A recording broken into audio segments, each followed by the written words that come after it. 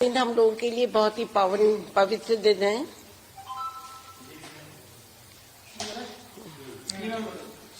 आज का दिन हम लोगों के लिए पवित्र पावन दिन है क्योंकि हम आज मातृ साहब की 100वीं जयंती की तरफ अग्रसर हो रहे हैं। और जैसा कि आज आप लोगों को हम लोगों ने खासतौर से बुलाया है क्योंकि जैसा कि आपको विदित है कि 7 फरवरी 2025 को भाजपा के एक विधायक ने विधानसभा के बाहर प्रेस के बूथ पे उनके बारे में कुछ वक्तव्य दिया। तो क्योंकि मैं उनकी बेटी हूं और ये वो मेरा परिवार है और जो जनता है प्रदेश की, देश की, वो भी आक्रोशित है उनके व्यक्तित्व से और हमें भी दुख है इस बात का। इसलिए मैं चाहती हूं कि हमारी तरफ से भी कुछ न कुछ तो आप लोगों को हमें बताना चाहिए। तो बस इसीलिए आप लोगों को तकलीफ दी है कि आप लोग यहाँ आए हैं। देखिए, मातृ साहब जो है वो हमेशा एक स्वच्छ राजनीति करते थे। उन्होंने अपने अंतिम समय तक देश और प्रदेश की जनता के लिए अपना सब कुछ निछावर किया। स्वतंत्रता के बाद से जब देश आजाद हुआ तो वो म्यूनिसिपैलिटी के पहले चेयरमैन बने, उसके बाद वो पहले जिला प्रमुख बने, इसके बाद लोकसभा और विधानसभा में हर बार जनता ने उनको चुन के भेजा। उनकी ईमानदारी थी, उनकी प्रशासनिक क्षमता थी कि जनता ने बार बार उनको चुन के हाउस में भेजा है। अब ऐसा व्यक्ति जिसने हमेशा विकास के लिए ही, प्रदेश के विकास के लिए और देश के लिए सोचा है, उससे आगे उन्होंने कोई सोच नहीं रखी। पार्टी और पार्टी के सिद्धांत और गांधीवादी जो उनके सिद्धांत थे, उसके आगे उन्होंने उन मूल्यों के आगे उन्होंने अपना कुछ भी नहीं सोचा। तो 7 फरवरी को जिस तरीके का आक्षेप उनके ऊपर लगा, तो मेरे ख्याल से वो शायद विधानसभा में पहली बार ही आए हैं जो विधायक थे चुन के। उनको ये शायद मालूम नहीं था, उनको शायद इतना अनुभव भी नहीं होगा, उस समय में तो काफी यंग ही रहे होंगे वो, कि किस तरह के वो व्यक्ति थे, किस तरीके का उनका व्यक्तित्व था और किस तरह से उस समय के मूल्यों पे, सिद्धांतों पर राजनीति चलती थी। 15 साल बाद आज वो आक्षेप लगा रहे हैं उनके ऊपर, तो उसका क्या औचित्य है? आज की तारीख में उसका क्या मूल्य है? आज की तारीख में उसकी क्या इम्पोर्टेंस है? देखिए, माथुर साहब ने 2 बार मुख्यमंत्री रहे, असम के गवर्नर रहे। इंदिरा जी और राजीव जी ने उनको मुख्यमंत्री पद दिए दोनों बार, और वो भी उनकी प्रशासनिक क्षमता, उनकी ईमानदारी, उनकी सत्यवादिता और देश के लिए उनका समर्पण और खासतौर से जनता ने उनको जो प्रेम दिया है, उसकी वजह से उनको ये जिम्मेदारी सौंपी गई और उस जिम्मेदारी में उन्होंने कभी भी कोई कमी रखी नहीं।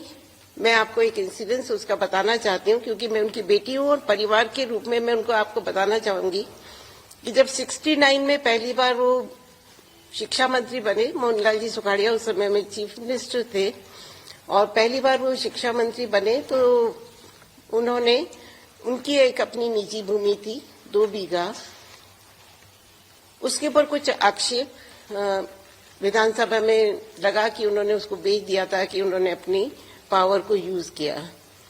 उन्होंने 1 सेकंड नहीं लगाया उसके लिए, 1 मिनट नहीं लगाया, यहां तक कि अपने परिवार से भी कोई डिस्कशन नहीं किया। वो हाउस में अपना इस्तीफा पकड़ा के बाहर आ गए।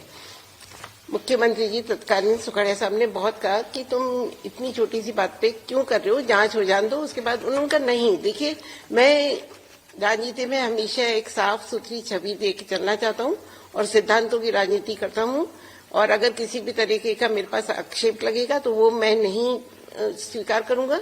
दूसरा, अगर मैं पद पे नहीं हूं तो आप निष्पक्ष जांच कर पाएंगे। वो विधानसभा में उसके छोड़ के विधानसभा और आ गए, और आप जांच करिए, आराम से जांच करिए, और फिर वापस से, मेरा तो बहुत लंबा राजनीतिक जीवन है, आप जब भी जाएंगे मैं वापस से आपकी कैबिनेट में आ जाऊंगा। उन्होंने वहां से उस पद से रिजाइन किया और हमारे यही सम्मानीय विधानसभा के सदस्य थे उस समय में, बारदार जी, धनखड़ जी और हमारे पूर्व मुख्यमंत्री भैरव सिंह जी शेखावत साहब, सभी उस समय में उस हाउस में थे। जब वो जांच हुई तो वो बिल्कुल क्लियर उनका वो हुआ और सबने उनके बारे में कितने सम्मानित वर्ड बोले हैं, शब्द बोले हैं विधानसभा में, वो मुझे बहुत अच्छी तरह से याद है कि ऐसा व्यक्ति, बल्कि बारदास साहब ने तो ये तक भी कहा था कि आप तो शिव हैं, बिल्कुल साक्षात रूप है, कि आपने तो जहर को नीलकंठ के जैसे अपने गले में ले लिया। तो ऐसे सम्मानित व्यक्ति के लिए अगर इस तरीके कोई भी आक्षेप रखते हैं तो वो गलत है। माधु साहब ने हमेशा गांधीवादी और जनहित के मूल्यों पर ही काम किया है और इन्हीं सिद्धांतों को लेकर वो हमेशा काम करते रहे।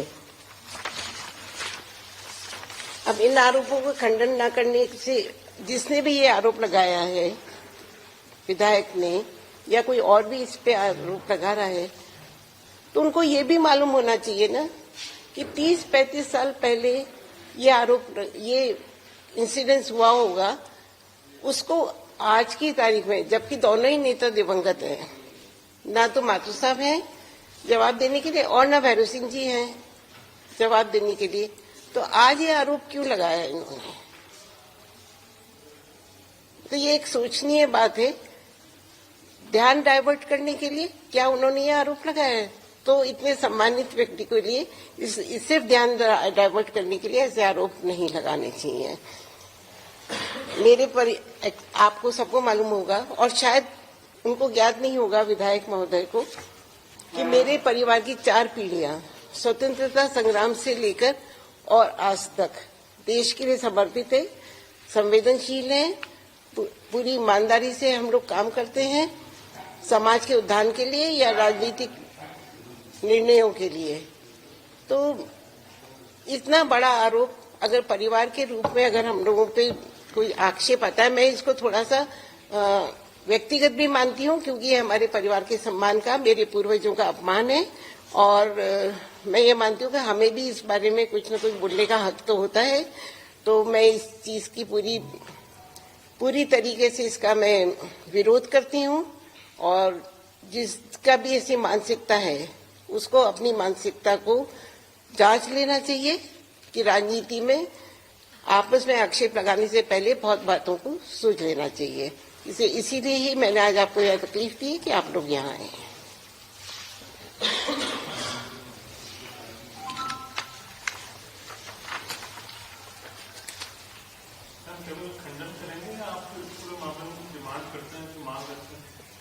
देखिए, डिमांड तो ये है कि हमारी पार्टी है, हमारे लोग बाग हैं, सब लोग, वो जो निर्णय देंगे वही हम करेंगे। हाँ, हमारी पार्टी ने हमें पूरा सपोर्ट दिया है। एलओपी हमारे साथ खड़े हुए, ड्यूटी जी ने दिया है, सचिन पायलट जी ने इस पे वक्तव्य दिया है, पायलट साहब ने दिया है, ड्यूटी जी ने इसको खंडन किया है, हेमाराम जी ने किया है, बीडी कल्ला साहब ने दिया है, काफी बड़े हमारे नेताओं ने इसका खंडन किया है और एमपीज ने, एमएलएज ने इसका खंडन किया है। इसके अलावा सबसे बड़ी बात तो जो ग्राउंड लेवल पे जो वर्कर हैं, ग्राउंड लेवल पे जो आम आदमी है, उस अमर उजाला जीवांजलि के सारथी की मदद लें और महाकुंभ में स्नान जरूर करें।